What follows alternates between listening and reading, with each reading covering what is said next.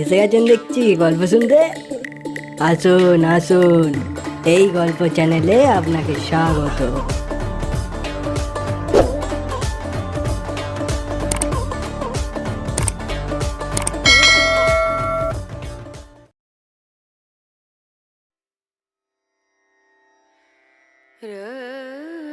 কেমন আছেন বন্ধুরা? সবাইকে জানাই হ্যাপি নিউ ইয়ার। নতুন বছর আপনাদের খুব খুব ভালো কাটুক। আমাদের প্রত্যেকের জীবনেই প্রতিদিন কিছু না কিছু জিনিস অলৌকিক বা ম্যাজিক হয়ে থাকে, আমরা হয়তো তার টেরও পাই না। আজকের গল্পটা অনেকটা ওই রকমই। সৈয়দ মুস্তাফা সিরাজের লেখা অলৌকিক আধুলি রহস্য।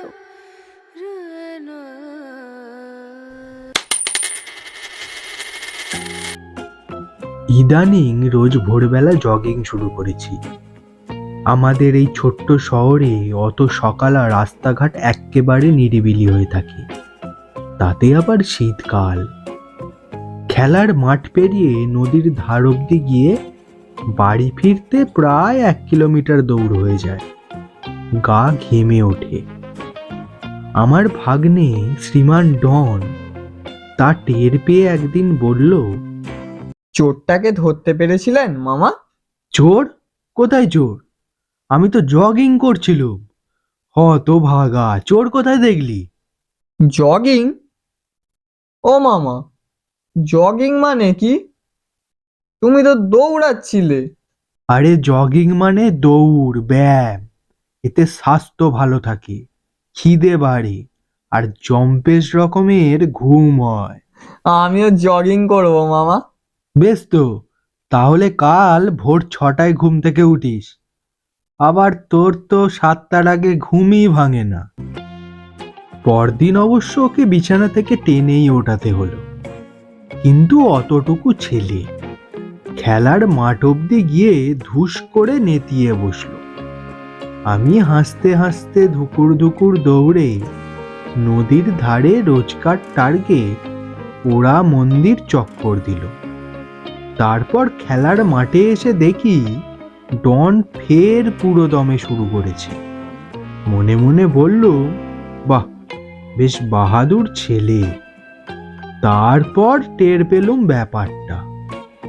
ডন আসলে পাড়ার সেই বদরাগী কুকুরটাকে উচিত শিক্ষা দিতে চলেছে। তার হাতে একটা আধলা ইট। কুকুরটা লেজ গুটিয়ে ঝিলের ধারে রামু ধোপার গাধার পেটের তলা দিয়ে বেমালুম অদৃশ্য হয়ে গেল। এই ঘটনায় গাধাটা অপমানিত বোধ করে 4 ঠ্যাং তুলে লাফ দিল। তখন শ্রীমান বেগতিক দেখে থমকে দাঁড়ালো। কাছে গিয়ে বলল, খুব হয়েছে, তোমার দ্বারা জগিং হবে না, চলো বাড়ি চলো। তখন অমন বসে পড়লুম কেন বলো তো মামা? দৌড়াতে পারছিলে না বলে। যা, সেজন্য নাকি? একটা আধুলি পড়েছিল যে ওখানে। সে আধুলিটা দেখালো, চকচকে নতুন আধুলি। বললুম, কার পড়ে টড়ে গেছে আর কি। আর ওটা দিয়ে ফের যদি ঘুড়ি কেনার মতলব করিস, গাঁটটা লাগাবো বলে দিচ্ছি। গাছে ঘুড়ি আটকাবে আর আমাকে গাছে চড়তে হবে ঘুড়ি পারতে। তাহলে কি করব মামা? ওটা বরং কোনো ভিখারিকে দান করিস, পুণ্যি হবে। বাড়ির কাছাকাছি এসে দেখলুম শীতের রোদে রাস্তার মোড়ে সেই অন্ধ ভিখারিটা বসে আছে। রোজই থাকে। ডনকে ইশারা করলে সে গম্ভীর মুখে আধুলিটা ভিখারির মগে ঠকাস করে ফেলে দিয়ে এলো। বোঝা যাচ্ছিল আধুলিটা নিয়ে তার কোনো মতলব ছিল। সন্ধ্যায় 1 কাপ চা নিয়ে আরাম করে বসে একটা গোয়েন্দা গল্পের পাতায় চোখ রেখেছি। ডন এসে বলল, মামা, ও মামা, দেখো, এটা সেই আধুলিটা না? ডনের হাতে একটা আধুলি ছিল। সেটা কুড়িয়ে পাওয়া আধুলিটার মতোই নতুন এবং চকচকে। বললুম, সেই আধুলিটা? কি বলছিস? এটা তুই তো ঠকাস করে ভিখারির মগে ফেললি সকালা। কি অবাক ব্যাপার! পিসিমা একটা টাকা দিয়েছিল আমাকে, জানো তো? টাকাটা নিয়ে গেলুম হাবু বাবুর দোকানে খাতা কিনতে। এই দেখো খাতাটা। আচ্ছা আচ্ছা, আধুলিটা বুঝি হাবু বাবু দিলেন? দিলেন তো। ও মামা, এটা সেই আদুলিটা, সত্যি বলছি। দেখো না ভালো করে, ঠিক সেইটে। কুইরে পেতে কতক্ষণ ধরে দেখেছিলুম না, সেই লাল ফুটকিটা পর্যন্ত দেখতে পাচ্ছ? তর্ক করে কোনো লাভ নেই ওর সঙ্গে, ঝামেলা বাড়বে। হাত বাড়িয়ে বললুম, ওটা আমায় দে, তার বদলে তোকে 8 আনা দিচ্ছি। উফ, এটা দিয়ে আমি ম্যাজিক করব না বুঝি? বেশ, তাই করিস, যা এখন। তুমি বিশ্বাস করলে না তো? ঠিক আছে, কাল ভোরবেলা জগিং করবার সময় ফের এটা ভিকিরিকে দেব, দেখবে ফের ঘুরে আসবে আমার হাতে। পরদিন ওকে ঘুম থেকে ওঠাতে হলো না, আমাকেই বরং ও ওঠালো। মামা ভাগ্নে মিলে ঠান্ডা হিম ভোরবেলায় ঠুকুর পুকুর দৌড় শুরু করলাম।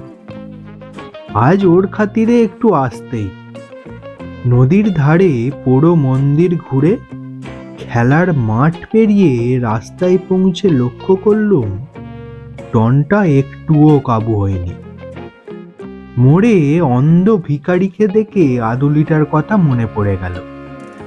বললুম, হ্যাঁ রে, আদুলিটা ওকে দিবি বলছিলি যে? হ্যাঁ, এই তো দিচ্ছি। ঠকার শব্দ এবং ভিখারির আশীর্বাদ শুনে বুঝলুম মুদ্রাটি যথাস্থানে গেছে। এদিন ছিল রবিবার। ডন এক দফা পাড়া ঘুরতে বেরিয়েছিল। 11টা নাগাদ তার পায়ের ধূপ ধূপ আওয়াজ শুনলুম। তারপর মামা, মামা ম্যাজিক, মামা ম্যাজিক বলেছিলুম না? এই এই দেখো, এই দেখো।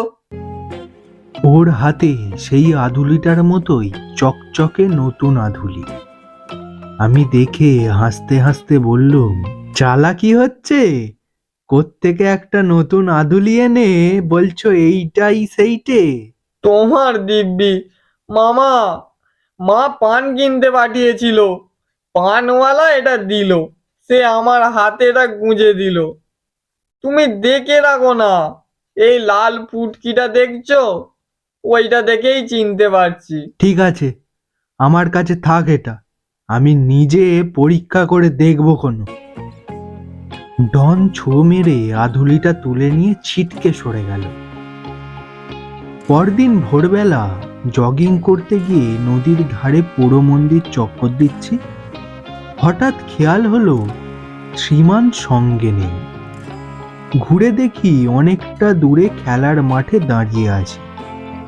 যেতেই বলল, আদুলিটা হারিয়ে গেছে মামা। বেশ হয়েছে হতবাকা ছেলে, আদুলি হাতে নিয়ে কেউ দৌড়ায়? খুঁজে দাও না মামা, আমার ম্যাজিক করা হবে না যে। ঘাসে শিশির চকচক করছে, সূর্যটা সবে বিছানা থেকে উঠে বসে হাই তুলছে। পিঠ পিঠে চাউনি, তার উপর উত্তরে হাওয়ার ঠান্ডা হিম দুষ্টুমি। এমন সময় একটা আদুলি খুঁজে বের করা বড় কষ্টসাধ্য কাজ। ডনের খাতিরে তবু অনেক কষ্ট করতে হলো, কিন্তু তার পাত্র পাওয়া গেল না। ডনকে বললুম, ঠিক এখানেই পড়েছে তার মানে আছে? অন্য কোথাও ফেলেছিস দেখ। না, এখানেই আছে। কিন্তু প্রচণ্ড খুঁজেও আধুলিটা পাওয়া গেল না। কাজেই আমাদের পায়ের শব্দে রাস্তার মোড়ের অন্ধ ভিখারি নড়ে চড়ে বসলেও তার মগে ঠকাস করে সেই মিঠে শব্দটা বাজল না। বেচারা নিশ্চয়ই খুব মনমরা হয়ে গেল। মনমরা হয়ে রইল সীমানু। শরীর খারাপ বলে স্কুলে গেল না। বিকেল নাগাদ ভাবলুম ছেলেটাকে চাঙ্গা করা উচিত। আমার ডাক শুনে ডন চোখ পিটপিট করতে করতে ঘরে ঢুকলো। তারপর নিজের বুড়ো আঙুলের দিকে তাকিয়ে বলল, বলো কি বলছো?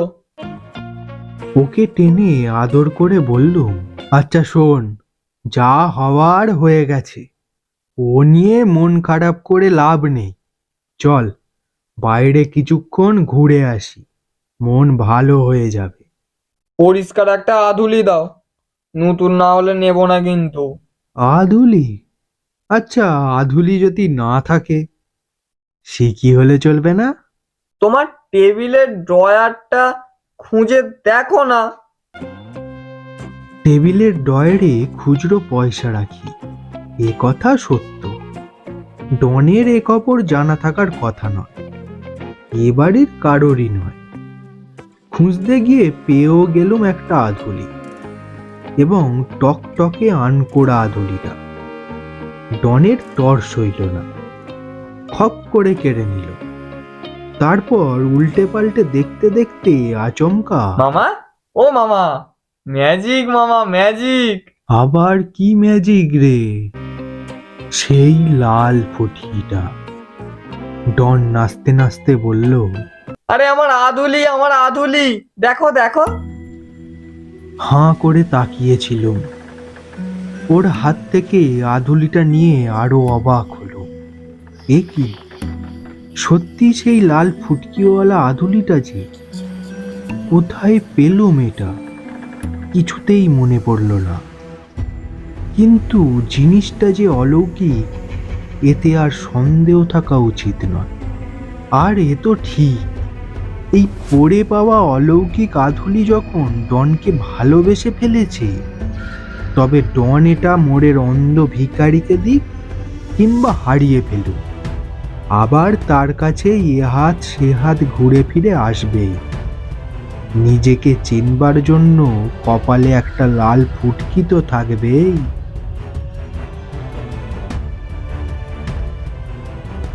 গল্পটি কেমন লাগলো কমেন্টের মাধ্যমে জানাবেন। ভালো লাগলে লাইক করবেন। এই গল্পের চ্যানেলটিকে সাবস্ক্রাইব করতে যেন ভুলবেন না।